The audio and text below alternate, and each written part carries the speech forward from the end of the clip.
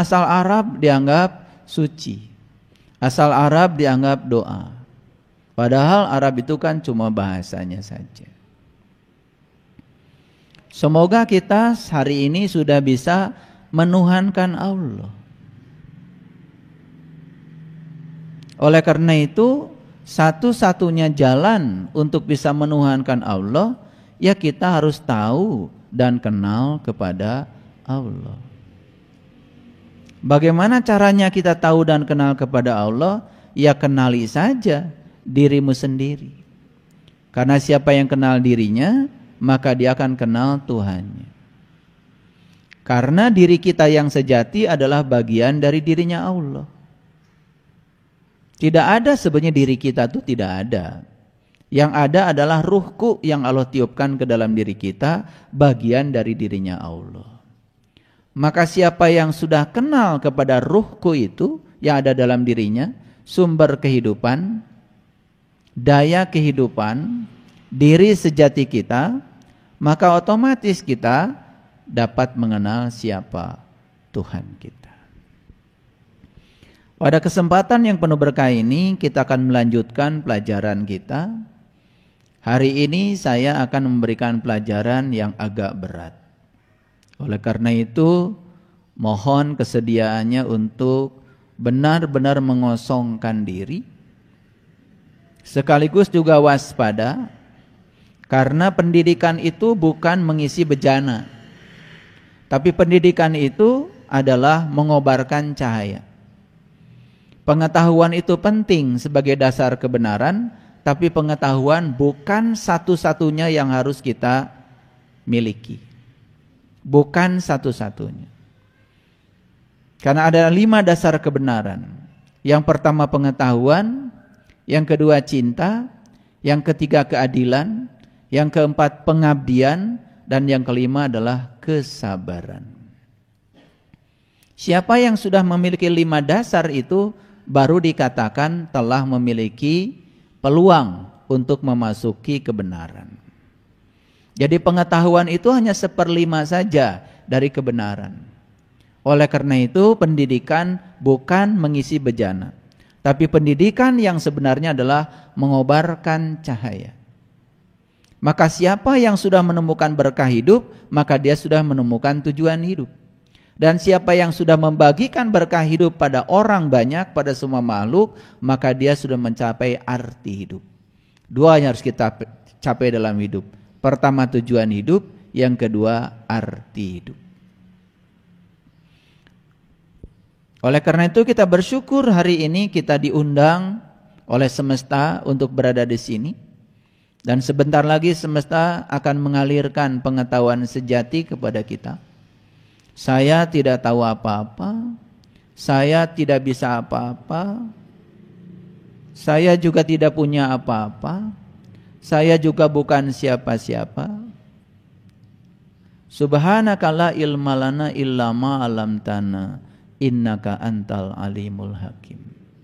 Saya hanya menyampaikan diri saya kepadanya, Maha suci Engkau ya Allah, sungguh aku enggak tahu apa-apa kecuali Engkau yang memberitahu. Semoga pengetahuan yang dialirkan dari semesta kepada kita hari ini bisa mengguncangkan diri kita, bisa mengkiamatkan diri kita, membangkitkan kesadaran kita di sini, saat ini, sekarang. Oleh karena itu mari kita puji Allah bersama-sama membaca hamdalah. Alhamdulillahi rabbil alamin. Mari kita sapa asmanya dengan kelembutan dan cinta. Semoga Allah membukakan pikiran kita, membukakan pintu kecerdasan kita, menghunjamkan getaran-getaran ilahinya ke dalam diri kita, meresonansikan jiwa kita, sehingga saat ini kita akan mengalami kiamat yang hakikat. Kita sapa asmanya dengan kelembutan dan cinta, seraya membaca basmalah. Bismillahirrahmanirrahim. Baik.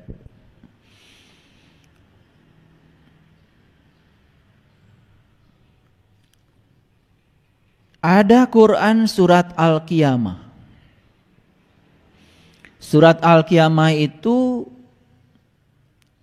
bercerita tentang hari kebangkitan, bukan hari kehancuran, bukan hari kerusakan.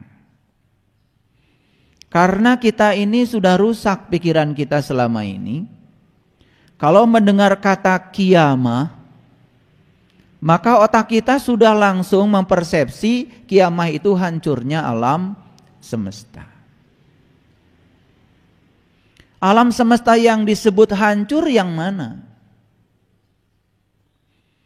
Planet yang semacam bumi ini di galaksi Bima Sakti saja itu jumlahnya tidak kurang dari 250 miliar buah planet yang seperti bumi ini.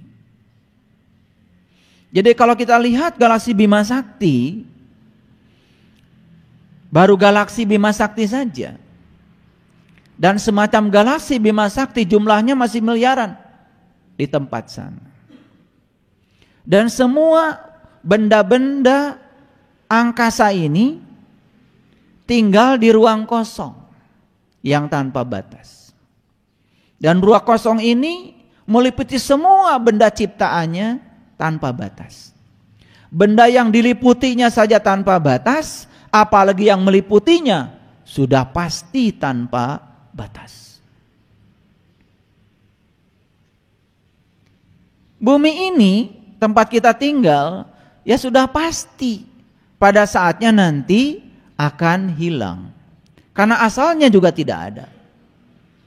Bumi ini dalam konstelasi astronomi merupakan pendatang baru. Umur bumi dan umur matahari saja itu sudah beda 6 miliar. Umur bumi sampai hari ini baru 6 miliar. Umur matahari sudah 12 miliar tahun. Jadi bumi yang kita tinggali sekarang ini pendatang baru. Dan sudah pasti dengan proses alam bumi ini akan tidak ada. Tetapi apakah ketika bumi yang kita tinggali ini tidak ada nanti akan mengganggu seluruh sistem astronomi yang begitu rumit dan tanpa batas? Tentu saja tidak. Kalau saya punya uang 1 triliun, ada orang yang datang kepada saya pinjam uang 50 ribu. Berapa sisa uang saya? Acungkan tangan. Siapa yang bisa menjawab?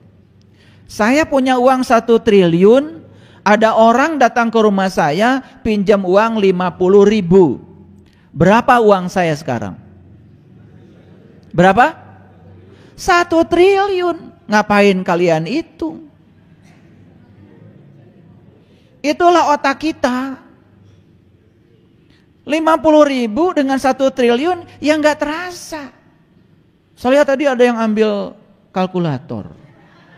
Mau apa? Kalau saya punya uang 1 triliun, dipinjam uang 50 ribu, berapa uang saya sekarang? Ya 1 triliun. Gak ada dampaknya 50 ribu terhadap 1 triliun. Semesta yang tanpa batas ini, yang tanpa batas, kehilangan 1 planet yang namanya bumi. Berapa sisanya? Ya tanpa batas.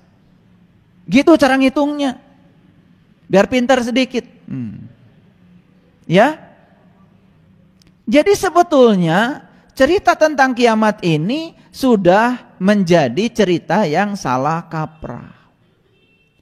Padahal Nabi Muhammad di zamannya selalu mengatakan kiamat sudah dekat, kiamat sudah dekat, kiamat sudah dekat. Sekarang kita lihat secara etimologi, kiamat dari kata kiam. Kiam itu kan bangkit. Kiam itu kan berdiri. Justru kiamat itu bukan hancur, tapi kiamat itu bangkit. Jadi hari kiamat adalah hari kebangkitan. Apa yang harus dibangkitkan? Yang harus dibangkitkan itu adalah kesadaran kita. Asalnya tidak sadar, menjadi sadar. Syukur-syukur kalau bisa mencapai puncaknya kesadaran yang disebut dengan Sidra Al-Muntaha. Itulah kiamat. Dan siapa yang menentukan hari itu? Yang menentukan hari kiamat bukan Allah. Yang menentukan hari kiamat ya kalian sendiri, mau kapan. Elingnya mau kapan, bangkitnya mau kapan, sadarnya mau kapan, ya tentukan sendiri. Allah itu cuma mengikuti apa yang dimaui oleh kamu. Maka dalam diskusi Allah mengatakan, aku, ya terserah kamu. Kamu mau selamat, aku kasih fasilitasnya. Kamu mau celaka, aku kasih fasilitasnya. Allah itu cuman katalisator, maka dia menyebut dirinya adalah Rob. Rob itu pemelihara, Rob itu keberadaan, Rob itu kehadiran. Kehadirannya sudah cukup membuat semua peristiwa terjadi. Itulah Allah. Jadi semua terserah kita. Mau jadi orang kere terserah kita, mau jadi orang kaya terserah kita, mau selamat nanti terserah kita, mau celaka nanti terserah kita. Semua yang menentukan kehidupan kita adalah diri kita sendiri. Mau sehat ya terserah kamu, mau sakit terserah kamu. Mau hidupnya penuh dengan kedamaian ya terserah kamu, mau hidupnya penuh dengan keruwetan terserah kamu. Semua pilihan ada pada dirimu.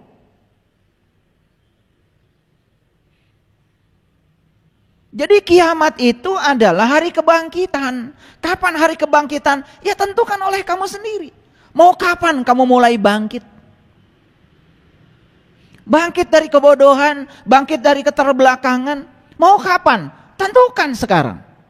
Jangan berjudi dalam hidup. Pastikan masa depan kita gilang gemilang. Pastikan masa depan kita gamblang, bukan gambling. Kita yang menentukan. Oleh karena itu di Quran, ini saya merujuk pakai Quran, supaya ngajinya benar. Supaya kelihatan ngaji kan harus pakai Quran. Makanya di Quran, ini saya tidak akan bahas semuanya. Karena kalau saya bahas Quran surat Al-Qiyamah ayat 1 sampai ayat 40, tidak cukup waktu. Paling tidak saya perlu waktu sekitar 20 SKS kuliahnya. Nah ini kan kuliah kita cuma 2 SKS. Jadi dalam 2 SKS ini saya akan menceritakan globalnya saja. Ada satu pertanyaan dalam Al-Quran surat Al-Qiyamah ayat yang ke-6. Yas'alu ayyana yaumal qiyamah. Kapan hari kiamat itu? Ini pertanyaan. Dan di ayat ini tidak ada jawabannya. Kan sekarang nih rame, kiamat sudah dekat. Cirinya apa? Ya, kadal sudah melahirkan. Apa hubungannya kadal lahir dengan kiamat? Kiamat sudah dekat. Kenapa? Gunung-gunung di Saudi sekarang warnanya hijau. Ya pantas kan di Saudi sekarang ada hujan. Iklim sudah berubah. Karena datang hujan, ya tadinya batu warna coklat tidak tumbuh lumut, sekarang lumut jadi tumbuh. Terus apa hubungannya dengan hari kebangkitan? Apa saja yang dianggap aneh disebut tanda kiamat sudah datang. Ini terlalu banyak orang yang berbicara, mulutnya terbuka, sementara mata kolbunya masih tertutup. Ini yang berbahaya bagi umat. Senangnya nakut-nakuti aja. Karena kiamat itu menjadi serem dan menakutkan. Padahal di Quran kiamat itu menyenangkan. Kiamat itu membahagiakan. Bayangkan ketika kita bangkit dari kegelapan, bangkit dari terpurukan, bukankah itu kebahagiaan? Kenapa tidak dikabarkan kalau kiamat itu hari yang menyenangkan, bukan hari yang serem? Bagi saya, hari kiamat itu hari yang sangat mengagumkan. Hari yang sangat ditunggu-tunggu. Karena apa? Begitu kita bangkit, contoh, bangkit dari kegelapan, masuk alam terang benderang. Di situ kita bisa menyaksikan gemerlapnya bintang di langit yang terdekat.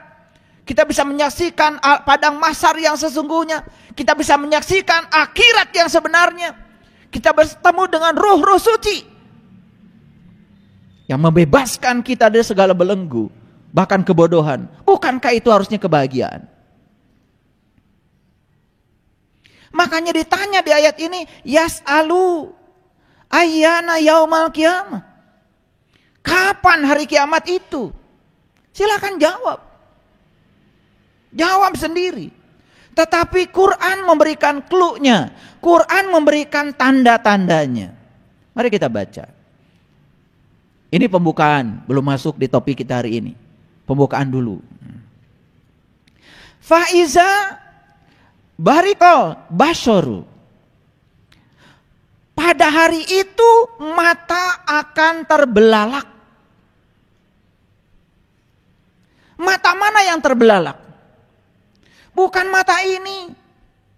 Karena mata ini sudah biasa terbelalak. Apalagi ketika marah. Mata ini sudah biasa nyolot kan? Apalagi kita menemukan orang yang kita tidak suka. Ada orang yang menurut penilaian kita buruk kepada kita. Pasti nyolot. Udah biasa. Saya tidak cerita terbelalaknya mata lahir. Sudah terbiasa. Ini ayat sedang cerita keren sekali. Faiza barikal basyaru. Pada saat itu maka mata akan terbelalak. Mata yang mana? Bukan mata yang ini. Tapi ada satu mata dalam diri kita. Kalau saat itu mata kita terbuka. Saat terbuka pertama kali menyaksikan keagungan semesta. Bagaimana tidak terbelalak? Bukan sekedar terbelalak. Di Quran surat An-Najm, saat Nabi Muhammad menemukan langit terdekat dengan penuh bintang. An-Najm itu cerita Mi'rajnya Nabi Muhammad. Pengalaman Mi'rajnya Nabi Muhammad secara hakikat dijelaskan dalam Quran surat An-Najm ayat 1-17. Sampai saat itu Nabi Muhammad sendiri mengatakan, aku tidak bisa berpaling dan tidak bisa melampaui apa yang aku lihat. Tidak bisa berpaling dan tidak bisa melampaui yang aku lihat. Dan dipungkas di ayat yang ke-17. Inilah tanda Tuhanku yang paling besar. Karena saat itu Nabi Muhammad menyaksikan tanda Tuhannya yang paling besar. Apa tanda Tuhan yang paling besar? Ya Tuhan itu sendiri. Jadi itu cerita pertemuan. Kalian bertemu dengan orang yang dirindukan, bahagianya kayak apa? Sekarang kita bertemu dengan dia yang mengurus, mengatur seluruh kehidupan kita. Masa tidak bahagia? Itu kiamat. Kiamat itu membahagiakan, ditunggu kehadirannya. Bahkan saya setiap saat bisa mengalami itu. Membahagiakan. Bahkan membebaskan kita dari kebodohan, membebaskan kita dari segala belenggu. Di ayat ini dikatakan faiza barikal basyaru. Basyar itu penglihatan. Bukan penglihatan lahir, penglihatan batinmu, penglihatan jiwamu. Dulu ketika kita ada di alam rahim, saat itu ditanya oleh Allah, alastu birabbikum? Apakah aku ini Tuhanmu? Saat itu kita bisa menjawab, qalu bala syahidna. Ya, aku menyaksikan. Kalian pernah menyaksikannya. Tetapi apa yang pernah kalian saksikan, kalian lupakan. Dan ketika menyaksikan kembali, itulah kiamat. Terbelalak matamu, kaget. Itu yang dikatakan di sini. Faiza barikal basyaru. Paham sampai di sini? Mau terbelalak matanya? Mau? Orang bodoh yang tidak mau. Waman kana fi hadihi a'ma wa huwa fil akhirati a'ma wa adallu sabila. Barang siapa yang buta sekarang, maka akan buta nanti. Dan jalannya jadi sesat.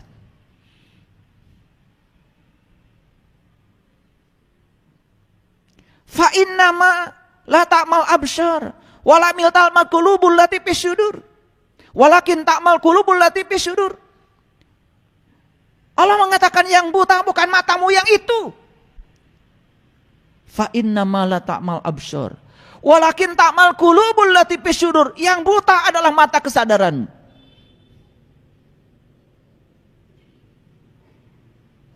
Ini yang kita lupakan selama ini. Bagaimana kita bisa membukakan mata kesadaran kita sehingga kita terbelalak?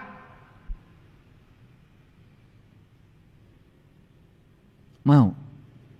Mau? Ini bukan teori, ini bukti. Dan harus dibuktikan. Disitulah pentingnya kita punya guru. Guru yang bisa mengantarkan kita untuk mengalami.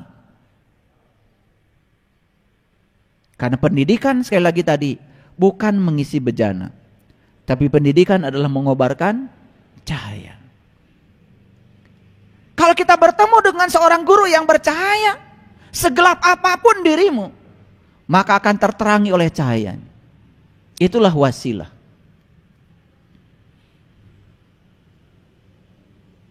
Baik, kita lanjutkan. Baru 2 ayat ya. Ini masih pembukaan. Sabar, ngajinya agak berat. Saya bilang hari ini ngaji agak berat, jadi harus sabar. Wa khasafal qamaru, dan apabila bulan telah hilang cahayanya. Lu malah bulan kehilangan cahayanya. Lihat saya semuanya. Tahu bulan? Bulan bercahaya apa tidak? Bulan itu tidak bercahaya. Ini belajar IPA-nya kurang bagus. Bulan itu hanya memantulkan cahaya matahari. Jadi cahaya yang datang ke bumi dari bulan itu hanya pantulan. Bulan itu bukan sumber cahaya. Bulan itu tidak punya cahaya. Yang punya cahaya sinar matahari. Sinar matahari datang ke bulan dipantulkan ke bumi sehingga kita bisa melihat bulan seakan-akan bercahaya. Nah, di ayat ini dikatakan wa khasafal qamaru, apabila bulan telah kehilangan cahayanya. Kapan bulan kehilangan cahayanya? Kapan? Ya ketika matahari sumber cahayanya sudah tidak ada.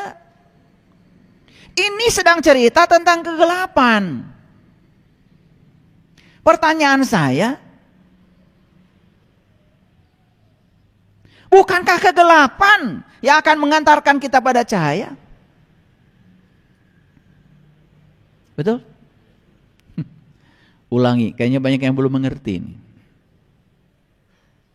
Ya lihat saya. Apakah sekarang di langit sana ada bintang? Ada apa tidak ada? Ada yang bilang nggak ada. Ini SD-nya di mana sih? Bintang itu mau siang mau malam ya ada. Cuman kalau siang, karena bintangnya bercahaya, siang juga cahaya. Saking bercahayanya nggak kelihatan tuh bintang. Begitu malam gelap, maka kita menyaksikan langit penuh dengan bintang. Karena syarat untuk melihat cahaya, ya harus gelap. Ngerti ini? Pakai sains sedikit. Makanya kegelapan itu dengan cahaya tidak pernah berlawanan. Karena gelap itu miterannya cahaya. Karena syarat untuk melihat cahaya yang terang justru harus gelap. Kalau saya pakai jas biru, kemeja saya biru sama dengan jasnya. Kan kata orang Sunda, ngabelegbeg. Betul? Iya. Ngabelegbeg itu ngerti ya? Saya juga nggak ngerti bahasa Indonesianya apa. Makanya saya sengaja pakai jas warna biru, bajunya terang supaya tidak ngabelegbeg. Kan gitu. Karena syarat untuk bisa melihat ini jelas, ini harus kontras. Jadi jangan lupa, sebetulnya bisa jadi keburukanlah yang melahirkan kebaikan. Bisa jadi kekacauan yang melahirkan perdamaian. Bisa jadi penjajahan yang melahirkan kemerdekaan. Betul? Bisa jadi gelap itulah yang melahirkan terang. Makanya kiamat itu ditandai oleh kegelapan dulu. Gelap dulu. Nah, siapa yang akan mengalami kiamat yang tidak betah dalam kegelapan, maka dia akan mencari cahaya. Yang betah dalam kegelapan, wah kiamat. Poek we setan. Darah sapino poek. Makanya ayat ini indah sekali sebetulnya kalau kita bernalar. Wa khasafal qamaru, pada saat itu bulan telah kehilangan cahayanya. Kalau bulan kehilangan cahayanya sebetulnya karena ada tidak sumber cahaya. Berarti ini sedang cerita kegelapan. Tapi kegelapan dibutuhkan untuk kebangkitan. Tadi malam saya ngajar di kelas holistik, orang-orang yang sakit. Di sana, di pavilion. 3 jam saya ngajar tadi malam. Selesai bicara dengan mereka, saya tanya, seneng gak ketemu saya? Seneng sekali, saya dapat pencerahan.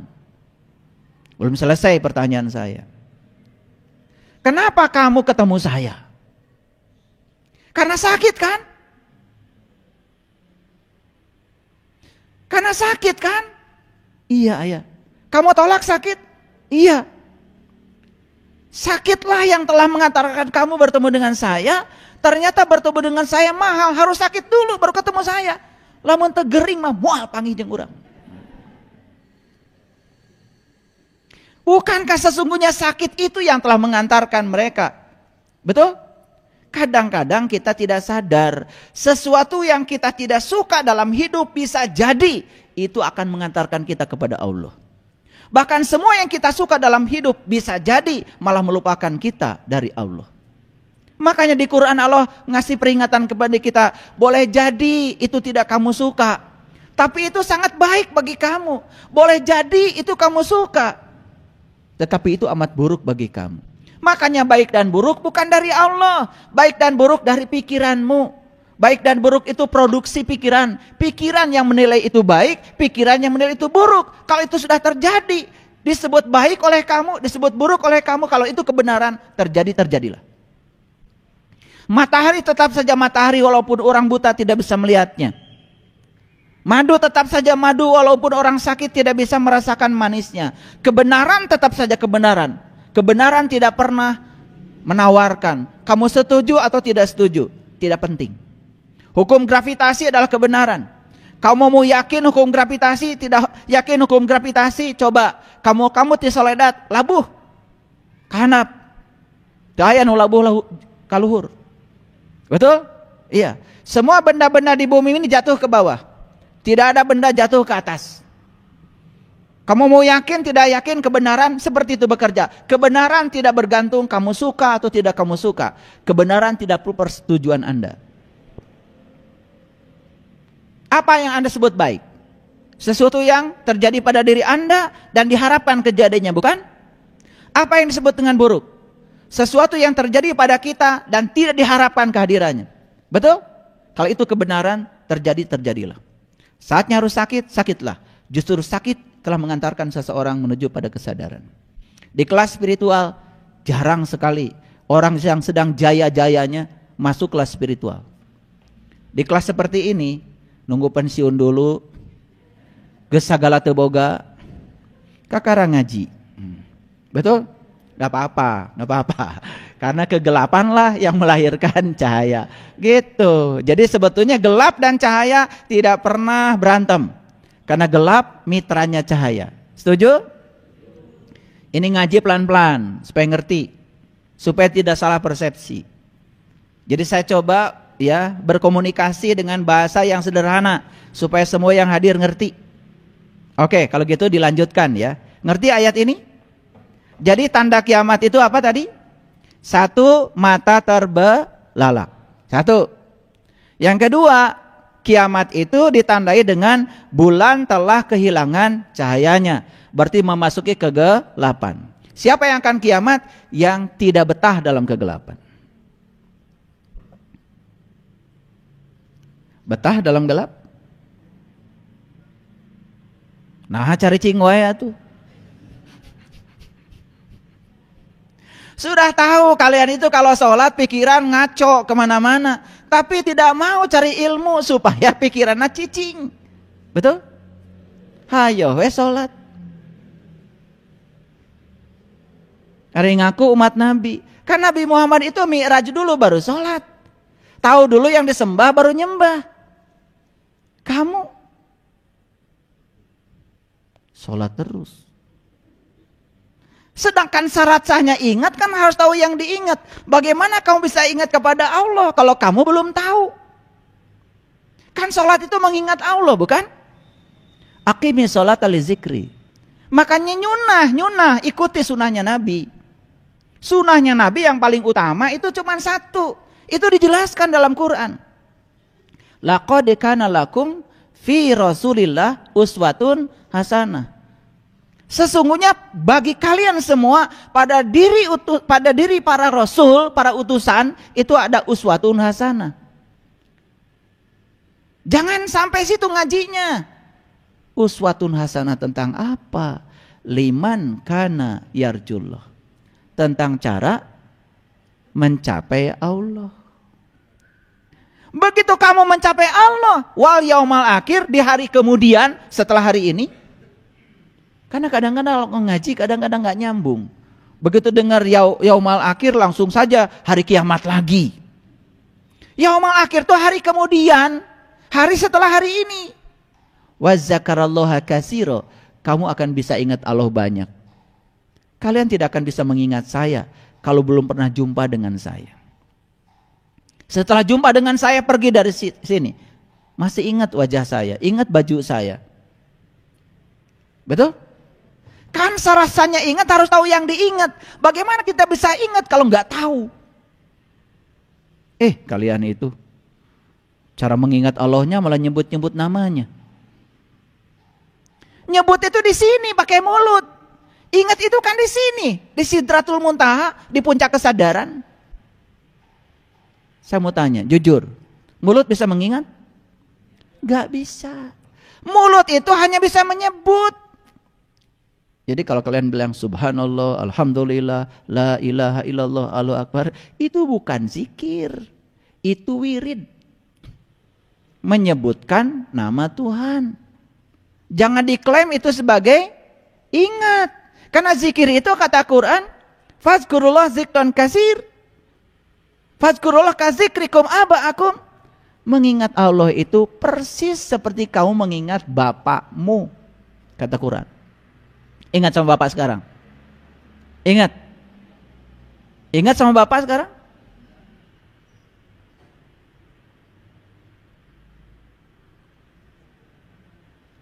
Perlu nyebut-nyebut namanya.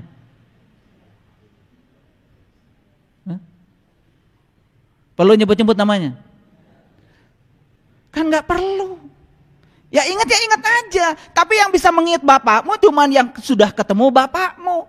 Loh saya belum ketemu, nggak bisa ingat. Jangan paksa saya untuk ingat. Bapak saya namanya Yunus. Tolong ya, diingat-ingat. Kemudian saya ambil tasbih. Yunus. Ya nggak akan bisa ingat sebelum saya ketemu. Betul nggak? Sesederhana itu sebetulnya kalau kita mau cerdas. Makanya cerdas sedikit aja dulu cerdasnya, jangan banyak-banyak.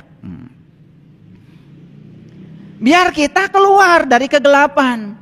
Karena saya katakan tadi yang bisa keluar dari kegelapan hanya mereka yang sadar kalau dia sedang dalam kegelapan. Yang tidak sadar dia di tempat gelap mual neangan cahaya. Yuk kita masuk lorong. Karena kita tahu di ujung lorong itu ada cahaya, maka kita yakin selesai lorong ini pasti ada cahaya. Betul?